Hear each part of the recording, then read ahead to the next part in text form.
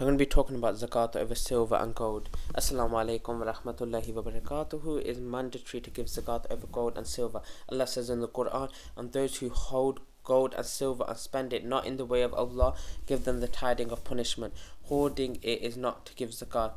As interpreted by Ibn may Allah be pleased with him, even if you collect huge amount of gold and silver, it is not holding it if you give zakat on it every year. The Prophet ﷺ's hadith, which he mentioned, there is no owner of silver or gold who does not pay zakat, but when the day of resurrection comes, plates of fire will be prepared for him and he'll be punished for that.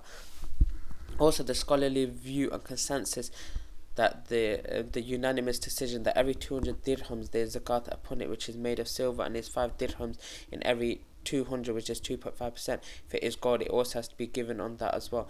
The rate of zakat is a quarter of 1/10, and this is how the Arabs used to calculate and show how mathematically sound they were, though they were illiterate, some of them, but they know their numbers. So 1/4 of 1/10 is 2.5%. That's to be given of the silver and gold depending on the threshold and amount.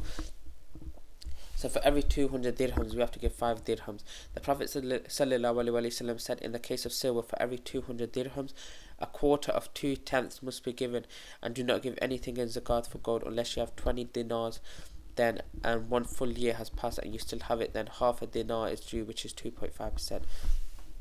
What are the conditions of giving zakat over gold and silver? The first condition is meeting the threshold of 200 mithqal of gold or 200 dirhams of silver, as noted earlier. This is estimated by the scholars to be 595 grams of silver or 85 grams of about 24 karat gold. The other conditions are the same as mentioned in the previous video, so check that out.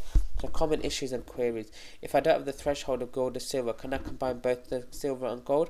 So for example, I have 80 grams of gold and 500 grams of gold. None of them have reached the threshold. Can I combine them? The answer is no.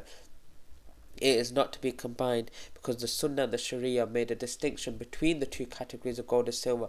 So if it is permissible to buy silver with gold and gold with silver when they are not the same weight and two different categories, so how can you make them want to combine them?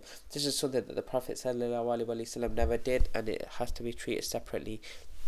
If you have barley and wheat, can you combine them both for zakat? If I have sheep that is below 40 number and camels are below 5, I have 4 camels and 30 sheep. No, you cannot combine them, with the exception of previously mentioned trade goods. So if you trade in gold and silver and buy and sell, even if it has not met the threshold, it's still zakatable.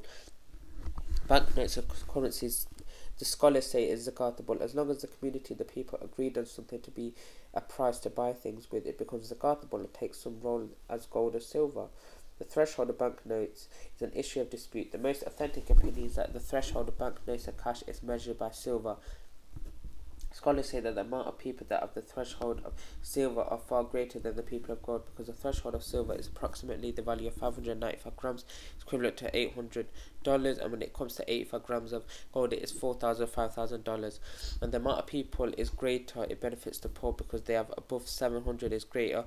When the amount of people is little, possessive, $4,000 to $5,000, the zakat given to the poor is little, and the poor will be negatively affected. So we'll leave you here. Fi manillah wa sallallahu wa baraka ala nabina Muhammad. Astaghfirullah. Assalamu alaikum wa rahmatullahi wa barakatuh.